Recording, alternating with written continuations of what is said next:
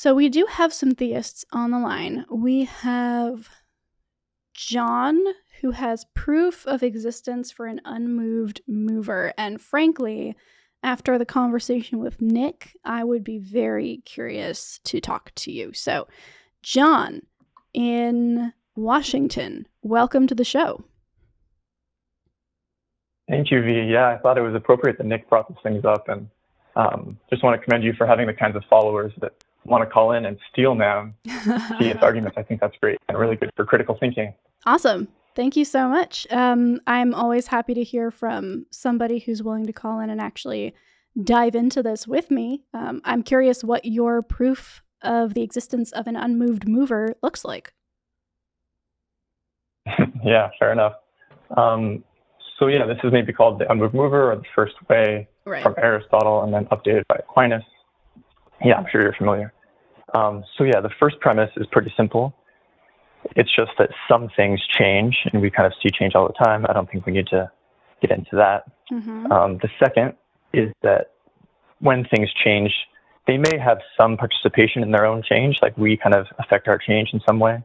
But there has to be something from outside of itself causing the change also. So like a rock hits another rock and they somehow are changed, or yeah, plants, animals, even ourselves. We eat things, we move around, all kinds of changes that we're susceptible to, not just by ourselves, but things outside of ourselves. Okay. I think that's pretty straightforward too. And then the big, I think probably first objection we're going to get to is that series of change some of them could be infinite, but some of them can't be necessarily logically. We have to have some series that are finite. And we call those specific types, I mean, they go by different names, but like a causal series, or like an essentially ordered series versus an accidentally ordered series. I think the typical example might be like human generation, right? So as there's generations of people, like my grandfather had my father and my father had me, mm-hmm. I don't need my grandfather to stick around anymore, or my father to stick around. Once the act of conception is done, I've come into existence. Okay. So that's an accidentally ordered series, which could be infinite, but an essentially ordered series has to be finite. So that's the kind of series where there's a continual change going on. You can think of a chain holding up like a chandelier, or train cars that are constantly pulling each other. If one of those things stops, then everything behind it stops. Okay. Good. Just making sure we're on the same page so far. So yeah, insofar as we see change, and we note that there are essentially ordered series of change, that essentially ordered series must be finite. If it must be finite, then there must be a first thing, because it's not going back infinitely, but it's constantly causing change.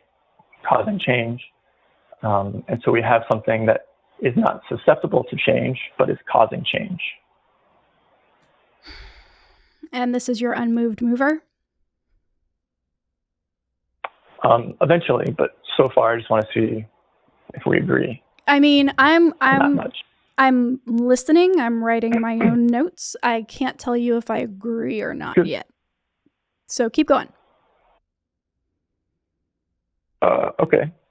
Well, so there's nothing you object to yet, or what? Nothing that's jumping out in terms of enough that I want to derail the conversation and not get to your conclusion.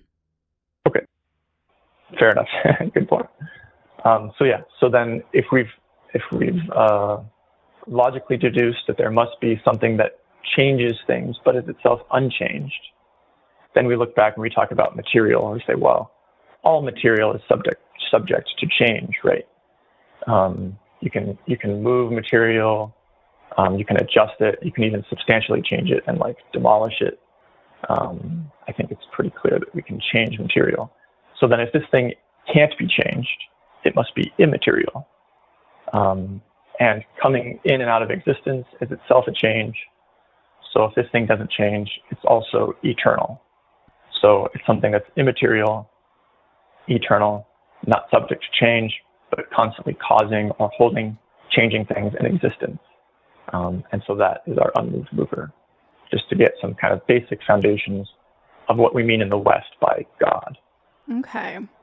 So this unmoved mover, if I'm following this back, I feel like this is I don't have the time to kind of graph this in real time. I'm not that good at philosophy to be able to graph that on site. That said, I can tell you that I think that this is an interesting philosophical puzzle that, as most philosophy does, relies on a lot of assumptions. And if I grant those assumptions, then cool. It's just the assumptions that we get to across this whole thing that you can grant in the moment and be like, yeah, that seems right. Or like, yeah, I can't think off the top of my head a thing that would contradict that. Therefore, it is true. You see where I'm going with this? So I would like to dive a little bit into some of those assumptions. I do. And see if maybe that will open up some more conversation. Yeah, right. I think that's a reasonable take. Cool. So I think maybe the basic assumptions to dive into would be like, is all material subject to change? Right. Do things actually change by means of other things, or do they just change themselves? Yeah, those are good questions. Yeah, absolutely. You hit on two of the big ones. Another thing that I would suggest is material. We're talking about materials, so I'm gonna go with that one for right now. It seems like the core, the basis of the argument, the thing that is compelling, is using observation of what we have in front of us and drawing that to an ultimate conclusion, which is a good way to do things, frankly. I think that that's sound. That said, there does seem to be a gap here, because what you are saying is I am observing that things impact other things to cause change, and material is changeable, right? We know that we can change material, whether that's structurally or locationally or, any which way. Those things I'm willing to grant. Right. But then you go to this other place where you say, therefore, the thing that is not changing is not material. Now, that has two problems to me. The first one is that that does make an assumption that there are no materials that are not changeable. And that is a leap for me until we have determined all forms of materialism or material in the universe, which feels like something that we can't possibly have done. So it does make a positive claim about something that has not yet been done. Does that make sense? It does, but I think we can talk about things just like by their nature. Like by nature, material has to be expressed in dimensions, right? We can't think of like a material that doesn't have dimensions. So it takes up space. Insofar as it takes up space, it's able to be changed in some way, even just by location or by shining light on it. We're able to change a thing. Okay. Is light a material? That's a good question. I think so. Okay. I think it's a material. Because we're talking about like just electricity, like energy being part of that kind of thing. I think so. Okay. So that kind of leads into my second point here, which is even if I were to grant that, which I'm not sure I do, but let's do it for the sake of the conversation. In what situation have we seen an immaterial thing change a material thing? I'm not sure what you mean by see, like a picture or something. Well, yeah, in this argument, you are saying we see these things happen, therefore they must happen in regression, and there must be a stopping point, right? And so your argument ultimately is that the first cause, this unmoved mover, must be immaterial. But then I must ask the question, if we're basing this entire argument on what we see day to day, then the argument that an immaterial thing can cause change in material things must also therefore be observed, right? So we need to be able to know that something that is immaterial can affect a material object. And I'm wondering where in the world right now do you see that as even a possibility? Because to me, it feels like even if we were to grant everything up until that point, the attempt to try and make that first unmoved mover immaterial jumps from the realm of observation that is able to be granted into a realm where you are making a claim that an immaterial thing can change a material thing. And I just want to know where you've seen that happen before. Yeah, sure. So I think when you said that the whole thing is based on observation, I don't think that's quite true. I think the premises are empirical. So like we see things changing. I don't think anyone could argue against that. Things change. But after that, we also use like philosophical reasoning. So we can use logic and reasoning to deduce things, even though we don't see them happening. For instance, I don't need to know anything about uranium or gold or helium, or see it or take a picture of it to say the following logical deduction. If uranium is heavier than gold and gold is heavier than helium, then without film or pictures or actually touching these things, I can logically deduce that helium is lighter than uranium based on the premises. Right, but those premises were constructed by observation. And you can confirm that conclusion, again, through observation. You don't have to in the moment because other people have. But that is still a conclusion that can be backed up by observation. Sure, but we could plug in any observable first two premises, right? I mean, this is how syllogisms work. You plug in two true premises, the conclusion must necessarily be true, even though you can't film it or take a picture of it. Right. But my concern here is that you are making a claim based on observational data that disagrees with the presumptions of that observational data, right? You can't say we have seen material things move because we, as material things, move other material things, or we have seen material things move each other. Therefore, an immaterial thing must have moved material things, right? That's bringing in a second argument that basically contradicts what you have presented as your first premises. So you're saying, we observe this, therefore this other thing that we have not observed and cannot back up, if you're willing to grant that it is purely a philosophical assumption that cannot be proven, then okay, cool, you came up with a way to get to an unprovable philosophical claim. But if you're going to be using this as a way to prove something that happened in real life, and you're going to be coming at me with observational data, then my question is going to be, okay, when has an immaterial thing moved a material thing or changed a material thing ever? Do we know that's possible? Yeah, I think it's a fair question. And so I just want to make sure we're on the same page about how reasoning and logic works. So if I have two premises that we know to be true, and then we use sound logic to draw a proper conclusion, whether we see that conclusion or not, it must be true if our premises and our reasoning is true, right? I feel like we're getting lost in the weeds between the rules of the game and reality. I love philosophy. I think it's an awesome game to play. I think that a lot of the time it gets us to a place where we can make real claims about the real world. But I also think that a lot of the time it's just a game. And you can come away with some really cool ideas that are logically sound and that have that work in a logical way that don't actually represent reality. And I think that right now we are getting lost between those two. So I would have to graph this. I would have to empirically look at the truth value of every one of these many premises that you've developed, and then tell you for sure whether or not it's a valid logical argument or a sound logical argument, right?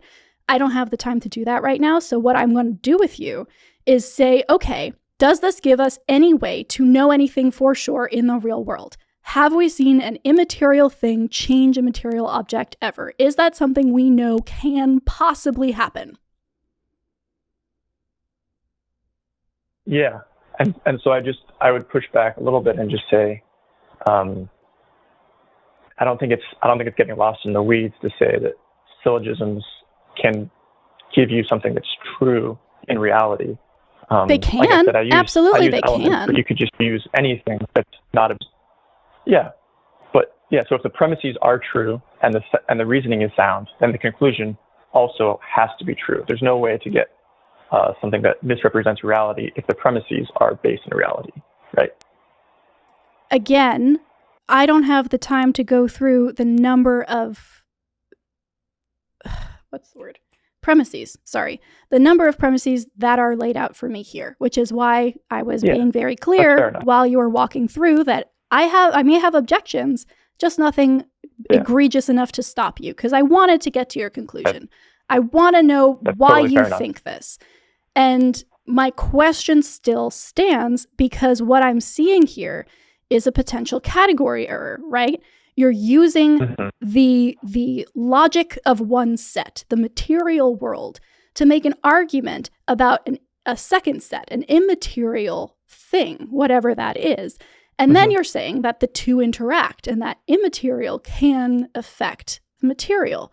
And I just want to ask you, is there any way, because we could get to this argument a lot faster without the number of attempts to get us from point A to point B, C, D, E, F. We could go straight to it if we have any at all examples of something immaterial changing something material. Do we have any of those? Yeah. So I think this argument is based on empirical evidence that things change. And then we just use reason, assuming we agree that the reasoning is sound.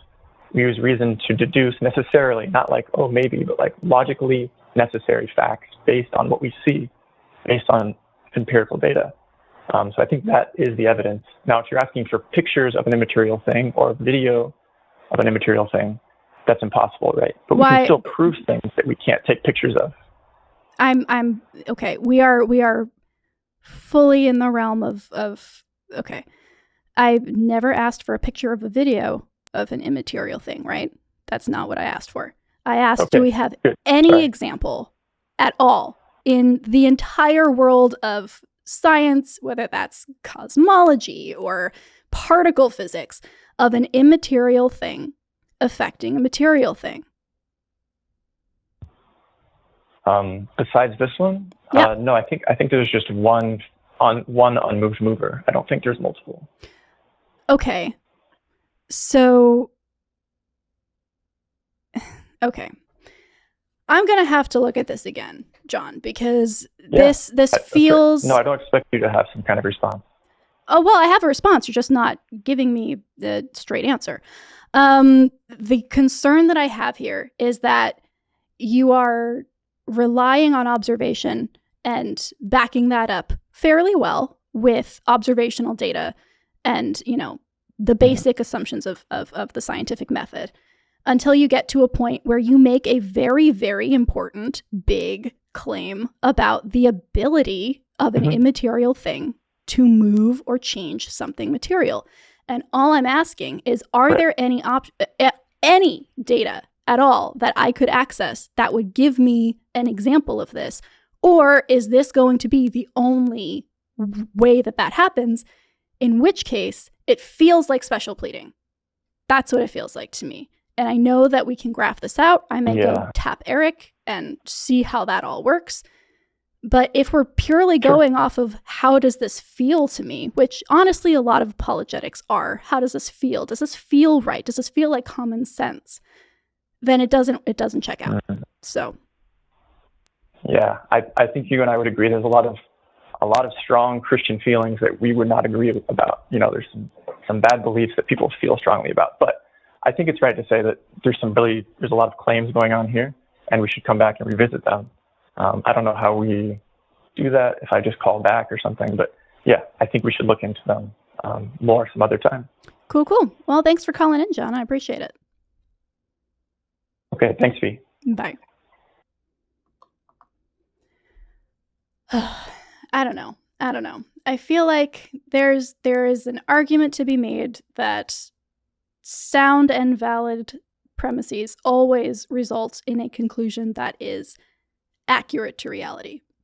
But in order to do that, you are going to have to really solidly prove that the premises are both valid and sound before you make any claims, especially ones that cannot be backed up by any kind of scientific method, as your conclusion. That's all I'm saying.